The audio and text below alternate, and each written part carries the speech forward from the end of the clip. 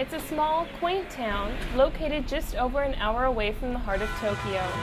Well known for housing Yokota Air Base, the locals lead quiet, peaceful lives. But from July to August, the sounds of summer festivals roar through the streets.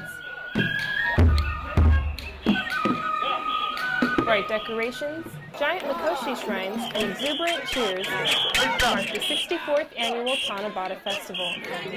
Also known as the Festival of the Stars, this celebration dates back to as early as the 18th century, and it is believed transporting the shrines brings good fortune to the community.